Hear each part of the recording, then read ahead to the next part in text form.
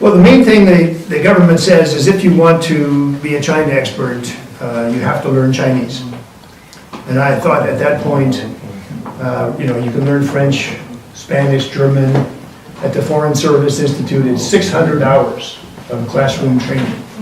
What they call the difficult languages, Swahili, Arabic, Russian, sometimes they put Japanese, that's 1,200 hours classroom training. You want to guess what Chinese training is? 600 hours, 1,200 hours. Chinese is 2,400 hours. And it means basically living in a Chinese family or a Chinese environment for 2 years and not speaking English. Until, as Deborah's book title says, I actually began to have dreams in Chinese. The characters are talking in Chinese. And then I didn't have your book, so I panicked. But that's the first thing you need is Chinese. The second thing you need is a top secret security clearance and a government agency that wants you. But I found out after you speak Chinese and you have a Columbia PhD, these government agencies come knock on your door. Okay.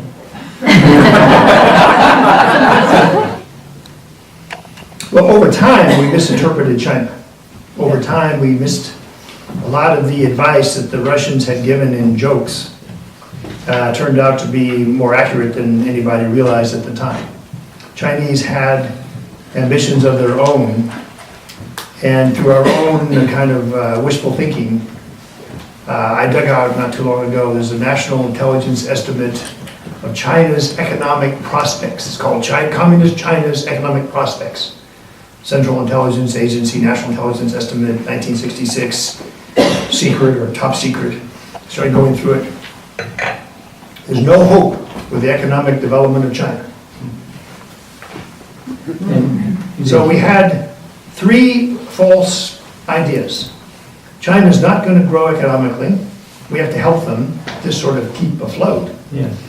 Number 2, they're moving in the right direction. Over time, things will be quite different.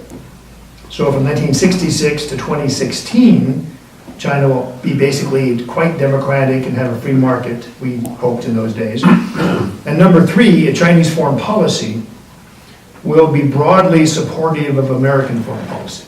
We were kind of blood brothers against the Soviet Union. So these kind of assumptions everybody had, that I knew inside the government. I remember everybody was being very surprised in 1971 that China's vice president disappeared in a plane crash, and half the military leaders disappeared. Kissinger was flying to Beijing. The U.S. intelligence community did not know why this had happened.